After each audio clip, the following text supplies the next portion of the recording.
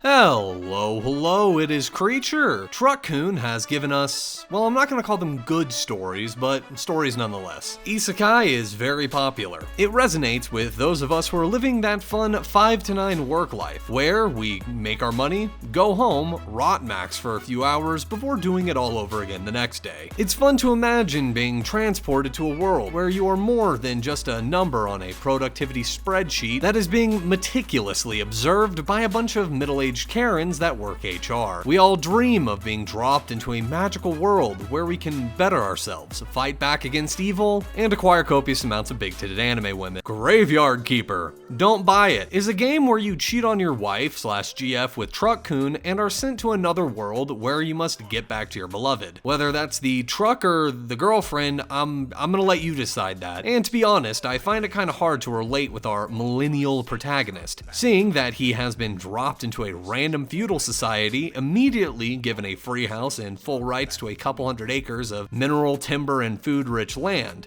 Bro showed up and was given a free house, prominent position in the local town as the graveyard keeper/parish priest, and is able to enjoy that 1300s trad lifestyle. Eating food grown in his garden, fish caught in his own river, and no microplastics included. You even got access to a dungeon, and your predecessor was a high-ranking necromancer who was kind enough to leave you all of their notes. Truly, the boomer lifestyle, the zoomer dream, but naturally the millennial main character still bitches about it, longing to return to their wage-slave cage and a mid-at-best GF. And since I am, as the kids would say, an unk-zoomer, a title afforded to me since I was born in the year of our Lord Anno Domini, 1998, I see this set of circumstances for our protagonist as the best-case scenario for any of us. I don't give a shit about the internet, and I have a feeling that a lot of you are in the same boat, despite what the nursing house ancients may say. I just want to have my own home and land to live off of. The religious title is a bonus, and since I'm a Protestant, I might be able to start the Reformation Martin Luther style a few years early. I've also come to learn that our generation is also referred to as Homelanders. I don't know why, but I find this funny. The game is, on its face, a poor Stardew Valley clone with necromancy substituting any good gameplay. After a fateful night with a truck, you talk to a man in black and awake in your own bed in a house that you own. It is a one-bedroom, spacious cottage with a large basement and kitchen attached, set on a couple dozen acres with attached church, graveyard, farm, fruit orchard, and underground dungeon filled to the brim with monsters. In real-world terms, that would be roughly 3.7 million, and I'm about 90% sure that I'm lowballing that. Your goal in this game is to risk life and limb in an attempt to subvert the Inquisition that is hunting witches, necromancers, and the undead. This is all in order to open a portal in order to get back home. Quick aside, in games like these, games with a certain writing style, Inquisitors and any other religious figures are always written as unreasonable, dim-witted Luddites that seek to stagger growth and progress. Graveyard Keeper is no different. However, the witch burnings feel a lot less unreasonable when you consider that, yes, you yourself are creating necromantic abominations in your basement, building satanic structures and sacrificial pits directly underneath the church, and there is a massive army of the undead coming from the north.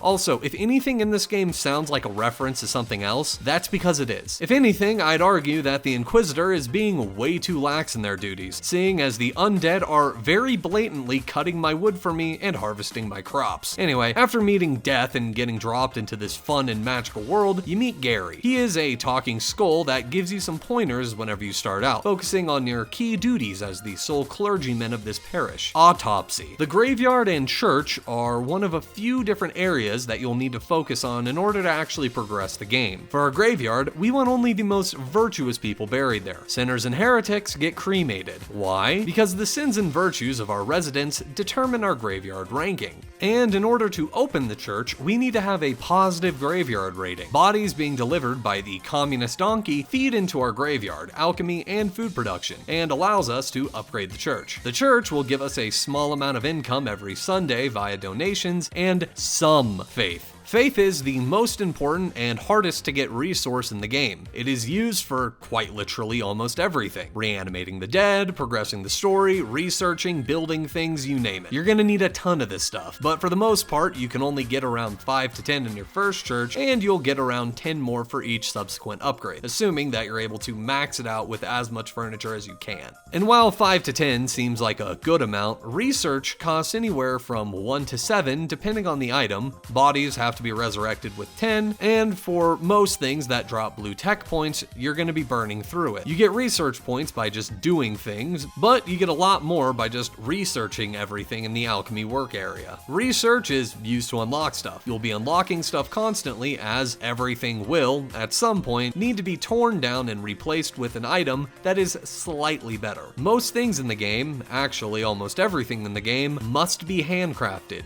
While there is a little bit of automation with your zombies that you resurrect in the morgue, they can only gather things for you, except for a few instances where they'll brew your liquor for you. However, liquor is used to sell. Money is mainly used to bypass a lot of the grinding in this game, and there is a lot of grinding. You get a little bit of money from processing bodies, selling crops, and most notably, selling booze and food. But first, let's talk about the actual dissections. Each body you get will have their sins and virtues listed as either red skulls or white skulls. To understand the methodology of medieval autopsy, we must first talk about the 4 humors: blood, phlegm, yellow bile, and black bile. These are the 4 aspects that make up any human. Each of these 4 humors directly correlates with organs, bodily fluids, and personality/mood. In order to cleanse these bodies to be properly buried in our graveyard, we must first extract some of these fluids. Since the game wants you to experiment with the bodies, and seeing as I am the most experienced priest, I'll give you some pointers. As mentioned earlier, sins are red skulls and virtues are white.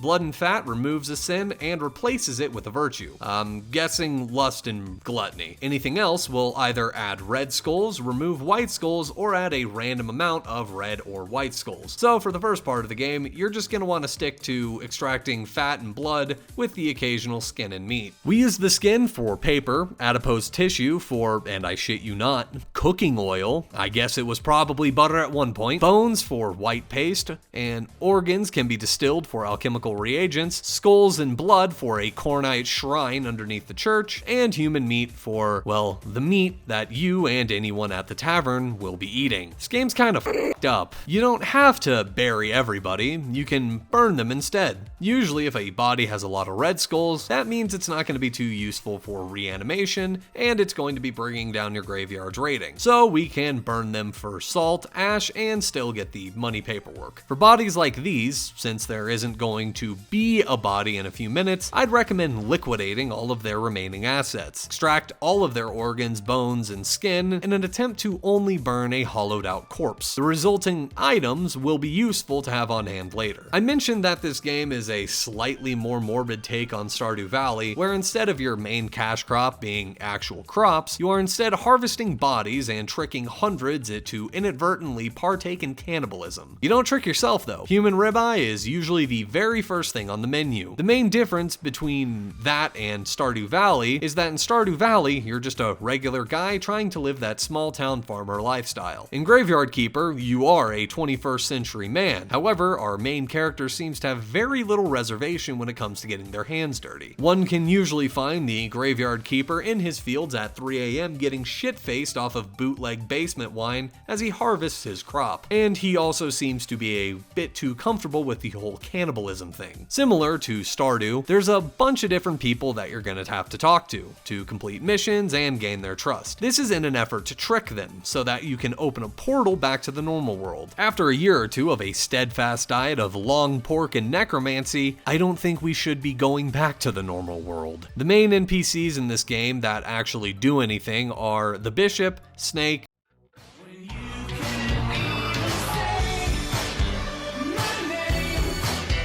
the Astrologer, and the Inquisitor. Most of the others will give you some bonuses once you complete their quests, some you talk to once and then never again, and some Look, I gotta be honest. The best way that I can describe this game is that it's a f***ing grindfest. It is a laundry list of things to do that just keeps getting bigger, and most of the rewards that you'll get from actually completing quests will be food recipes that you will never use, or you'll have to do something extremely specific in order to unlock very key parts of the game. Faith as a key resource is just annoying. I can understand it being used to do some of the more malign shit you get up to in the basement, seeing as our character is not so slowly becoming a necromantic monster, but it is used everywhere. And up until you get the big church or the cathedral, you're only going to be pulling in less than 10 faith a week, and there is nothing that you can do to increase that number besides grinding out new furniture, waiting the rest of the week till Sunday to probably collect one additional faith, if you're lucky. I should also mention that the church has consumable resources in the form of candles and incense, so you can either buy them from the bishop or try and find as much beeswax as you can to make more. And that is the only use for bees in this game: candles.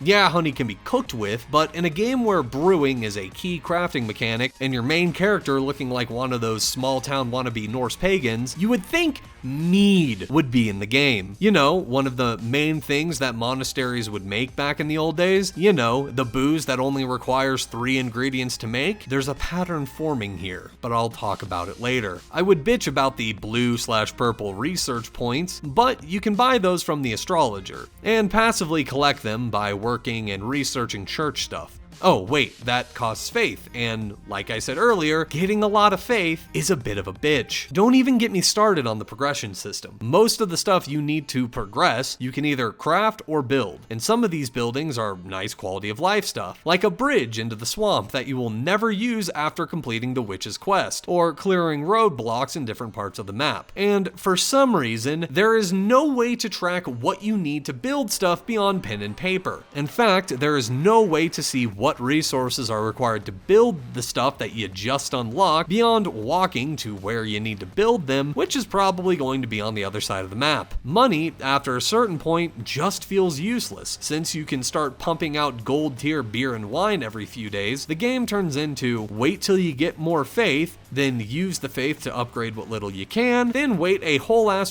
week to do it all over again. I try to stay positive on this channel, I really do. And Graveyard Keeper is a game that I've wanted to talk about since I started this channel, but if your game, your single player game, has me waiting around for an hour just to be able to progress, then there's an issue. When I had a lot more free time, I liked playing those Minecraft challenge mod packs.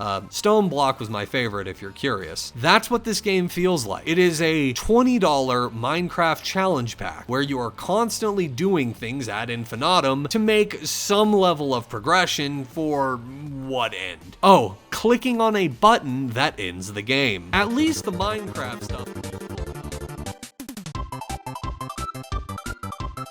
And while all of this is going on, you have to keep in mind that there's 15 other things on the back burner, all of this while having an energy bar that forces you to sleep every 15 minutes. If you don't, then your energy will just be constantly drained at an exponential rate that no amount of food can save you from. The day-night cycle in this game just doesn't matter. To bring up what I can only describe as a better game, Stardew Valley has a time system that is bookmarked by days. Most of the crops and progression happen on a day-to-day basis. You have from 6 a.m. to 2 a.m. to do things, and it feels like you are quite literally in a town where people live. There's celebrations, there's seasons, things change depending on the time of year, etc. Graveyard Keeper feels like the video game equivalent of Purgatory. There is no seasonal change, the day-night cycle means absolutely nothing, there are no events or anything beyond upgrades to your house, garden, and church that mark that time has actually passed since you've been here. In fact, everything in the game feels completely separated from you as the player. This is a bad sign, because whenever I'm playing a game and thinking I could quite literally be doing anything else right now, and am longing to clean the damn dishes because that sounds like a better use of my time, there's an issue with your game. And for the rest of this video, I will be using B-roll from much better games that are just more fun. And to rub salt in the wounds, I will put every other game store page in the description, and an attempt to keep anyone who is watching this video from buying this dog shit game. While I haven't beaten the game, I plan not to. Currently in game, I am sitting at my house, waiting till Sunday.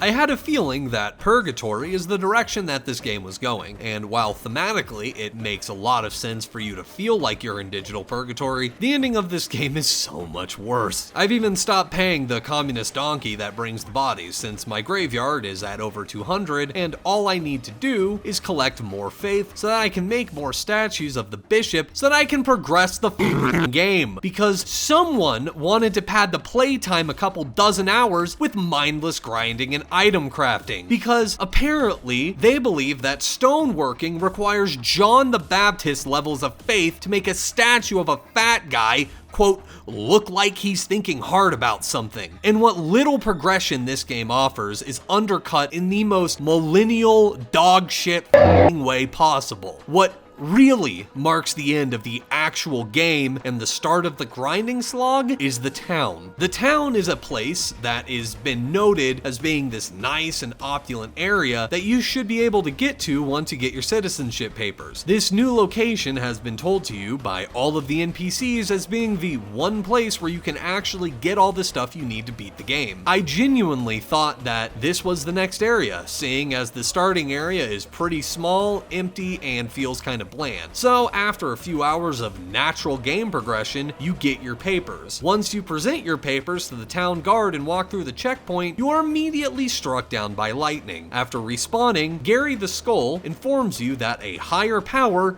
doesn't want us going there. A little hint hint, wink wink, nudge nudge from the devs, effectively telling us that while we could have made this game a nice little 20 to 30 hour experience, we decided not to.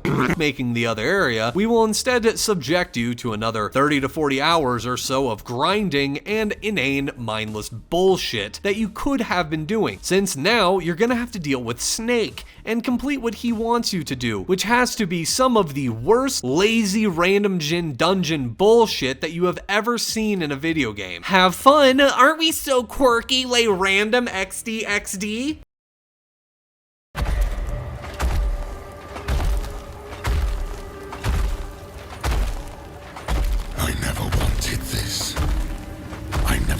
To unleash my legions.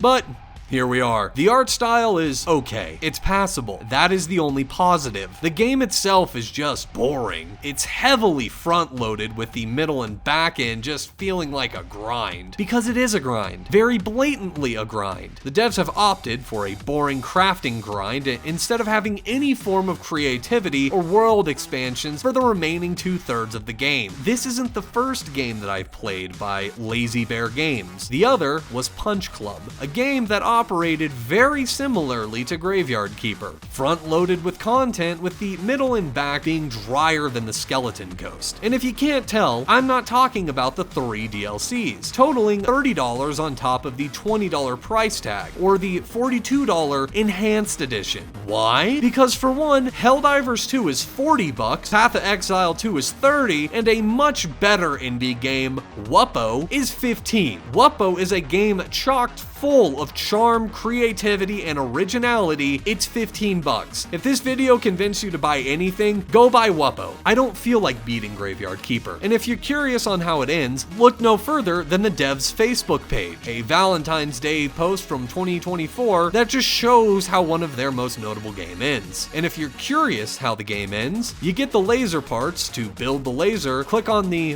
win game button, your GF walks through a portal, and the game cuts to black. Happily ever after. There's an in-game cutscene where Jerry and the communist donkey show up and say, hey, what about all those other plot threads and NPCs? Well, we just kinda don't care anymore, and the devs are gonna make more DLC for the game cause greedy capitalism. Then the credits roll. You The DLCs, and I'm just going out on a limb here, will be nothing but the most annoying millennial reference humor on Stranger Things, Game of Thrones, and Better Call Saul. So if you feel like buying $30 worth of references and soy pogs every 10 minutes, be my guest. It is in my staunch opinion that referential humor in substitution for genuine world building, interesting ideas, and unique characters is a blatant cop-out for those who do not have even the slightest amount of creativity. And I should mention that while I have not bought the DLC, I have Punch Club, and the derailing you experience whenever you are forced to become Ninja Turtle Batman is hilarious. Hilarious in a pathetic kind of way, since Punch Club is just a mix of Fight Club and Rocky, but they weren't even able to make that interesting. However, I don't know what I expected from a company who has made such groundbreaking titles like Swag and Sorcery, an auto battler, Bandletale, a League of Legends story, which from what I've seen from the trailers has very similar mechanics to Graveyard Keeper, and finally Bloomtown, one of the most generic looking millennial RPG games I have ever seen.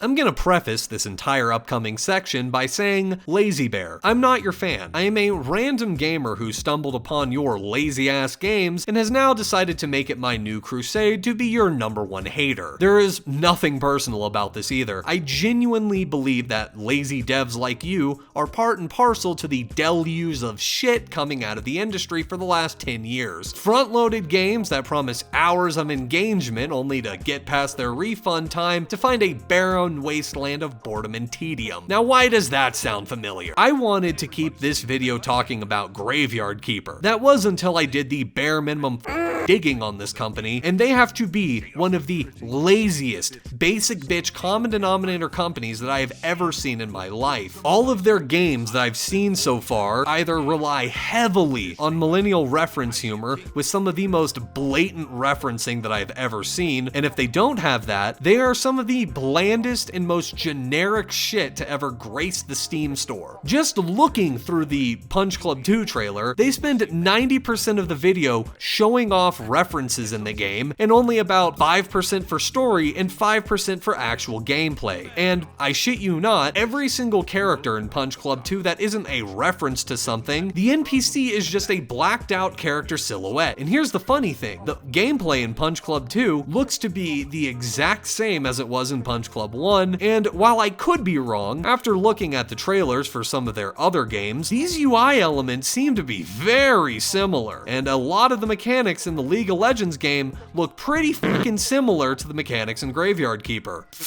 Who needs any form of originality when we can just rely on our target audience of 37-year-old millennials soy-pogging every 3 femtoseconds at some random-ass shoehorned-in reference? And they have proven that they are unable to make something that doesn't rely solely on referential humor look good or interesting, as seen in their new game, Bloomtown. Just looking at it, it looks like it has to be one of the most generic, boring, turn-paced RPGs taking place in 2000 and X that I have ever seen. I mean, come on, guys. This shit is just sad. And I'm not even trying to say that references in games are an inherently bad thing. I think they can be done right. Devolver is a game publisher that I like. They don't make the games, but they're fun. Anytime that I see the Devolver logo on a game, I'm going to assume it's going to be unique, novel, and probably a banger. There's a reason that I've talked about a ton of Devolver games in the past, and I'm probably going to be talking about a few more in the future. I bring up Devolver because the stuff they put out is novel, it's odd, it's weird, and in today's video game market, you gotta be a little weird. Moonlighter, Cult of the Lamb, Streets of Rogue, Gungeon, Inscription, all of these are games that I've talked about in the past. Not all of them are Devolver games, but some are, and all of these games are memorable and unique. I enjoyed them. You can never confuse Gungeon for another roguelike, can't confuse Moonlighter for another shop game, and I bet you no one will forget Inscription once you play through it. Graveyard Keeper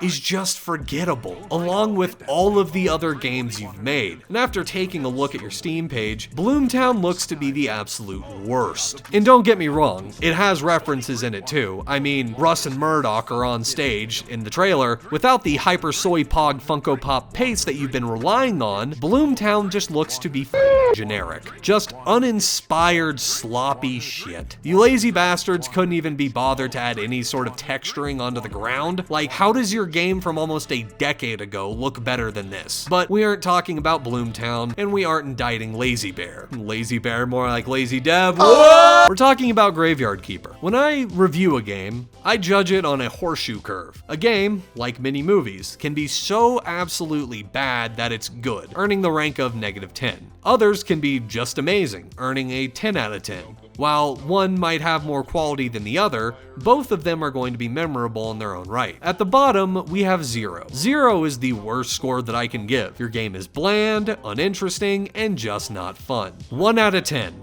Play it for an hour on Steam, then return it, because minus the beginning of the game dialogue, that's all the game is. The only saving grace that Graveyard Keeper has is that it looks pretty. The graveyard aspect is novel, however, that novel part of the game becomes more of a chore as the game progresses, and completely unnecessary after a couple dozen corpses. The only utility for it, after a few hours in game, is specifically getting resources for alchemy. That's it, especially considering that there are so many better games out right now for the exact same price, if not a good bit cheaper, and they're not going to want to make you put a gun to your head due to boredom. Look, we've all had our rocket arm blown off of the Emancipator a few seconds after it's delivered, but as far as I'm concerned, that's a feature. Graveyard Keeper was made by a dev company that banks all of its success on referential humor and lazy gameplay mechanics. While it looks nice and has the potential to be extremely interesting, the devs gave up after making the first area, condemning you to a purgatory in the form of endless grinding and fetch quests with the same 2 songs playing over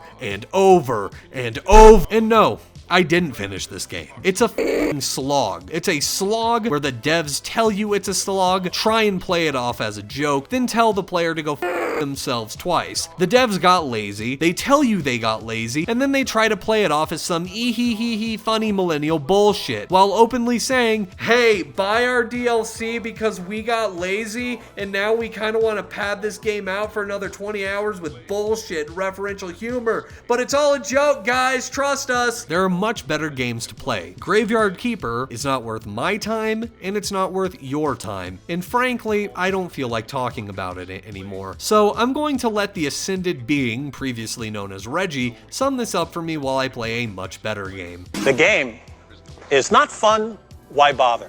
I'm a god. How can you kill a god? What a grand and intoxicating innocence. I'm a god.